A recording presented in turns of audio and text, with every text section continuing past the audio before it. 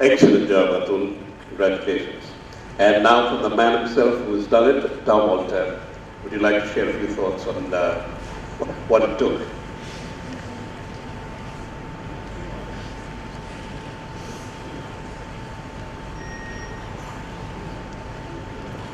Thank you. It's a great honor to be on this stage with such illustrious personalities, and also to have the family in front of me. We read the letter that your grandfather wrote to you. It's there in the book, and so it's a great honor to actually see you in the flesh. To read a book like this was daunting, to say the least. And one reason was that when I was in school in Mussoorie many years ago, when we went for hikes, the source of energy was Gluco biscuits and Amul cheese packets. And if you ever get really tired in life, try this. This is a deadly combination. So my debt to Dr. Kurien goes way back. So when Atul approached me, of course, Atul is so charming that to say no to him is extremely difficult. And we went to the studio there in the suburbs, and we began recording, and I realized that this was truly a daunting task, because somehow to capture the energy of the man, his thoughts were there, his words were there, but to capture the energy of the man who, and in fact I was going to talk about the visit of Lal Bahadur Shastri to the village, and that's already been played for you. A man who could tell the government of Gujarat that the security of the Prime Minister you leave to me. Now, to tell the government of Gujarat anything is not easy, but to tell the government of Gujarat that we will look after the Prime Minister and the government of Gujarat listen, that man must have been, or is, very forceful. So somehow to capture the spirit and the humor, one thing that comes out in this book is the tremendous humor of Dr. Kurien. And I think in the end that all great leaders, politicians, or any field of life, a sense of humor you need to survive. And that sense of humor, I believe, kept him going. And in the end, just by chance, this is such a coincidence, just yesterday, I performed a play. We do a play on the life of Maulana Azad. Yesterday we performed it for Parliament, and we were talking about Parliament, and it was very sad because here's a play about one of the great figures of Indian history and one of the men who made Parliament possible. 25 people showed up, and there were some 250 who went to a dinner next door. These are our MPs. If you listen very closely to what Dr. Kurien said about leadership today, and I was stunned that they would rather go to a dinner and have a good khana than to learn about a man like Maulana Azad, who, as Dr. Kurien was a great pioneer, Maulana Azad was also a great pioneer. So we are, but as sir, as you said, today we want to be positive, we don't want to be negative, and I agree, because one thing about Dr. Kurien, he stayed positive, and I'm sure he still is positive. So it's been a great pleasure to read this book, and now I want to sit back and listen not to my voice, but listen to the story of this amazing man once again. Thank you very much.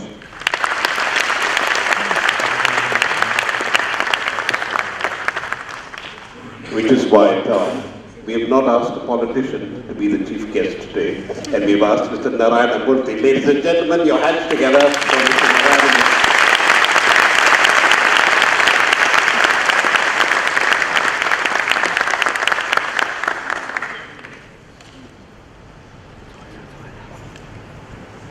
Distinguished persons on the dais,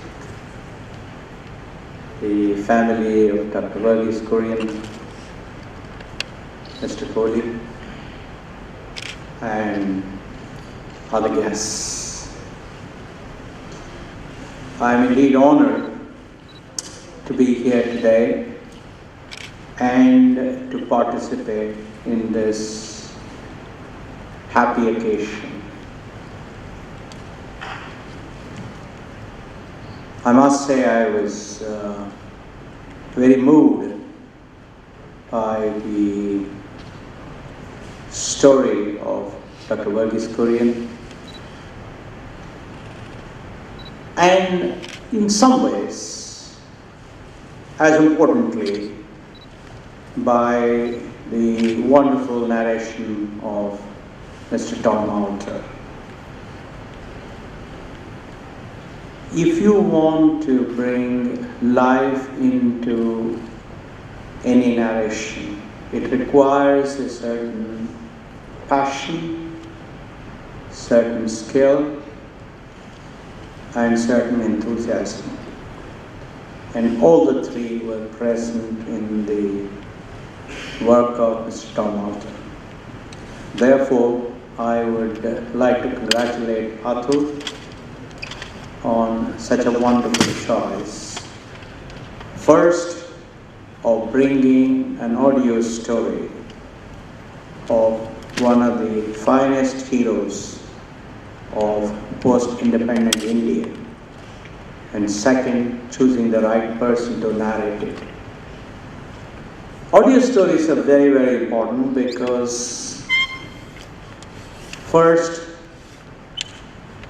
it brings in a very important aspect of productivity.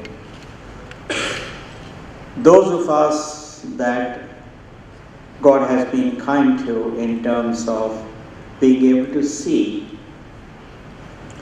we can listen to the wonderful message of Dr. Kurien while driving, while doing other things that require our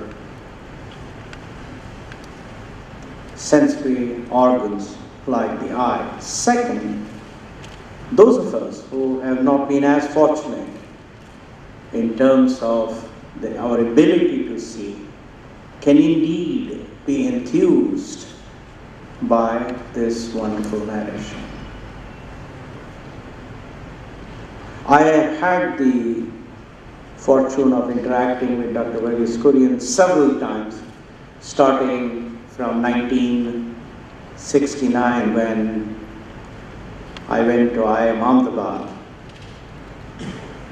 The last interaction I had with him was when he was kind enough to come to Bangalore to emphasize when Queen Beatrice of Netherlands was visiting us, and the Queen wanted a panel discussion with IT, the White Revolution, and the Green Revolution as the three sub-themes about the progress of India. Dr. Mantek Singh Ahluwalia, the Deputy Chairman of the Planning Commission, agreed to moderate the panel. Dr. M.S. Swaminathan agreed to speak about the Green Revolution from Rome, where he was attending some FAO meeting. And Dr. Verghese Kurien was kind enough to visit us at Infosys. Dr. Verghese Kurien and I were present in person to welcome the Queen and her family and the Ambassador of Netherlands to India. And Dr. Mantek Singh Ahluwalia did a wonderful job of conducting the panel. Dr. Kurien's energy, enthusiasm, his commitment, his passion were very, very clear in how he articulated the story of India's White Revolution in a short period of 10 minutes. And of course, Dr. Swaminathan did an equally brilliant job of talking about the Green Revolution. Dr. Kurien's story is a story of inspiration, a story of courage, a story of commitment, a story of enthusiasm, a story of idealism, and a story of vision. I have not seen too many cases in the world where a young man with a wonderful PhD living in New York City, coming to a small village and starting a revolution. A revolution not just in demonstrating the power of cooperative movement, but a revolution that made a Brahmin stand behind a Harijan, because he came later than the other one. A revolution that transcended religion, caste, and class. A revolution that demonstrated that it is possible in India to cut the middleman and bring the power of teamwork, the power of collaboration, the power of regulation and rules, and the power of scalability. A revolution that made India number one in milk from nowhere. A revolution that brought the marginalized in the society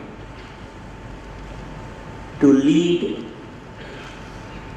a reasonably prosperous but confident, enthusiastic, hopeful, and happy life. Folks, this is the story that every young man has to read to realize that it is possible in our country to do plausibly impossible stuff. This is the kind of story that demonstrates the power of George Bernard Shaw's words. And he said, most people see things as they are and wonder why. I dream of things that never were and say, why not? This truly is an extraordinary, rare case in India that made these words of George Bernard Shaw, later adopted by late Robert Kennedy, possible. Therefore, as my friend Shashi Tharoor said, if this country does not stand up, salute, and respect people like Dr. Kurien by awarding him a Bharat Ratna, I don't know who else deserves it.